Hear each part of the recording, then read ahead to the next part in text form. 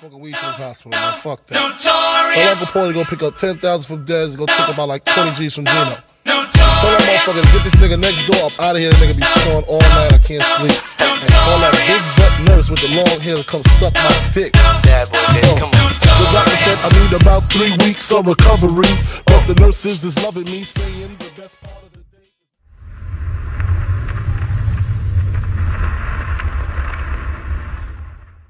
Last contest he had, he fought a tough reject, an Ultimate Fighter reject.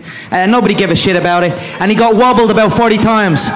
His chin is deteriorating. Every single contest he gets in, he hits one knee. He does a gust of wind, and he does the chicken dance. You know what I mean?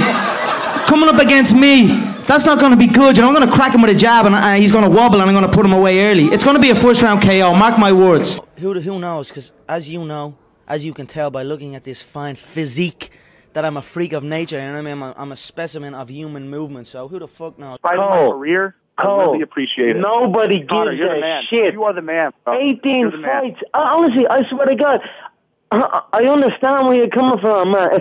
If I was in the UFC for 18 fights, and I was in your situation, and I saw a motherfucker like me coming up, I'd hate me too. I understand where you were coming from. But at the end of the day, your mouth got you into big trouble here. I know you're afraid. You're too slow for me, Cole. I'm going to break you in the first exchange. Say it. Say what you know. You know they want you to lose. Say that to me right now. I just said that. Good I already girl. said it. Good girl. Good girl. Connor, do you know what wrestling is? I could rest my balls on your forehead. Yeah, I know. I look at him as a novice. He throws an overhand right. He looks at the floor, closes his eyes, and hopes for the best. This is day one beginner stuff where I come from. Chad's last gate was $545,607. That's less than my show money. It's absolutely embarrassing. Let's make a bet here.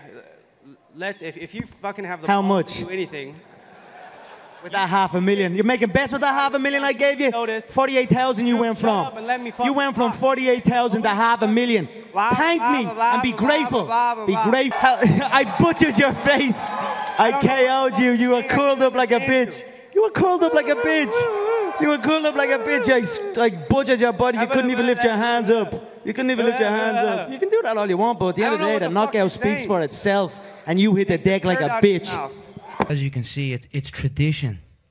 I remove a head, I bring it backstage, I place it on Mr. Fertitta and Mr. White's desk. Here you go, boss. Another one done. And then we discuss big business. So we went and we discussed big business. And big business just happens to be in Viva Las Vegas. So we are going to go to Las Vegas and one more head will be collected. You should walk around with a car and shake that. Big similar. There's a little snake in the grass right there. What's up, hey, little boy. How we going? Are you lost? Definitely lost. Uriah thinks Dwayne's a snake, though. Yeah. What do you think of that? Different opinions, you know. So you're with Wayne? You're with Dwayne? Yeah, man, he's a good coach. And what, he took you out of college? He took you out of college and you just ditch him? No, I'm still there, dude. No, you ain't still there. All right. You ain't still there. You pretend you're still there. You ain't still there. This took you out of college, Hey, gave you the way. Hey, I recruited this guy out of high school. Yeah, and he ditched you, so man up. Man up and recognize. Man up and recognize. Man up and recognize. That has the belt. That's your opportunity. He came in and took you and got out of there. I'd rather fight you, to be honest. Well, how are you gonna fight me? I'm fighting Jose. I'm fighting big. You're down here. I fought Jose. Yeah, and you got your ass whooped. Have your you whole fought him? team got your ass whooped by him. Chad got his ass whooped, and I whooped Chad last week. I think I might have buried Chad out here somewhere. I think I might have dumped Chad's body out here somewhere. And this looks familiar out here. Proven this, the Ultimate Fighter has brought a ton of talent onto the scene. Guys like Florian and guys like TJ Dillashaw and on and on and on. So TJ was KO'd on the show, though, right? Is that TJ? He was KO'd on the show, right? No, I don't think so. Was he not KO'd on the show? I thought he was I don't believe so. KO'd by The that. finale. No. The finale. Another fight. Come on, he is a twerp. I'd smoke him. You shouldn't be letting him in your because he's a snake in the grass. And I told you that to your face. You brought him into the tough thinking he was there to help you, and he was there to help him. He's a snake in the grass in your.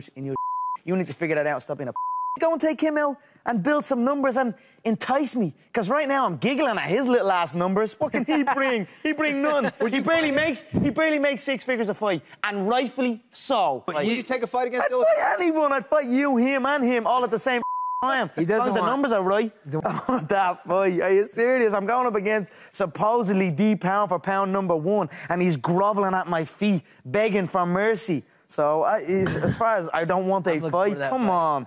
Jose's quaking in his boots, and he's supposedly top of the pound for pound list. I have my eyes on Jose killing the featherweight division and going up and destroying that lightweight division as well. Otario, Otario! Otario, Otario! You know what that means? Pussy.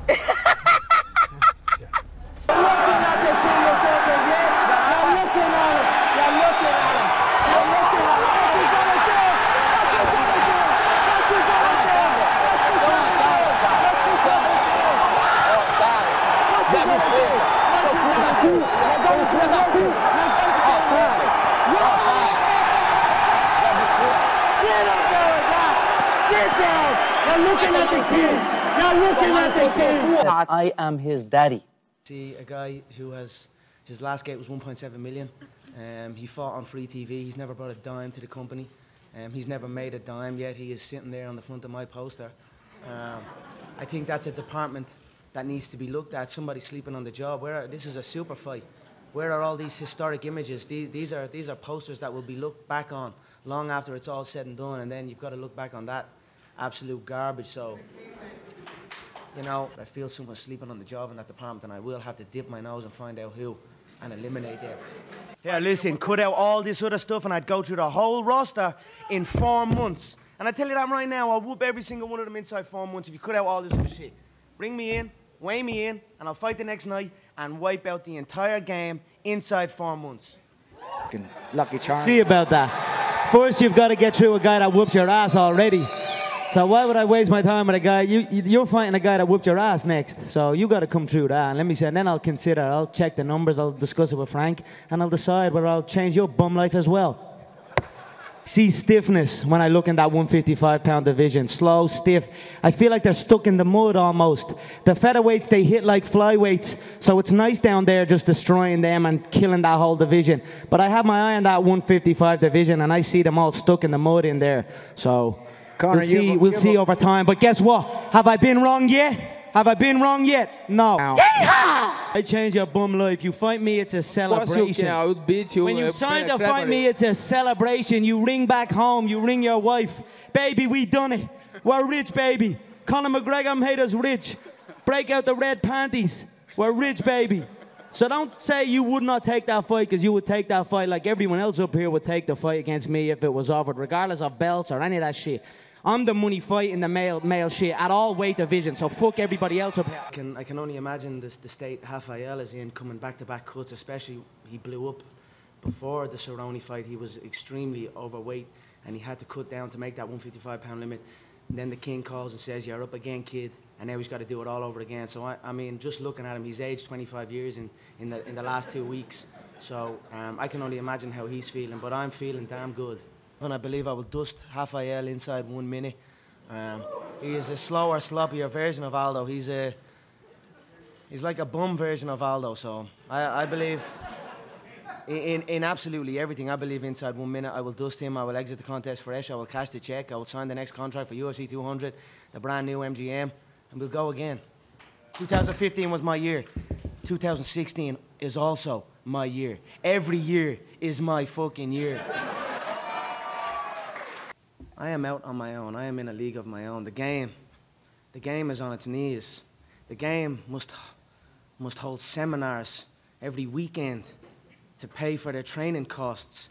And I'm out here rallying around California in a car that spits fire, dressed like El Chapo, with anacondas on my feet.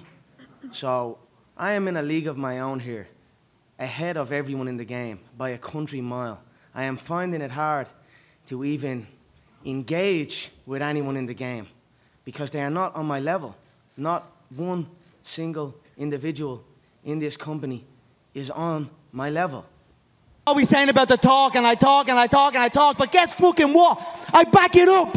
I back it up.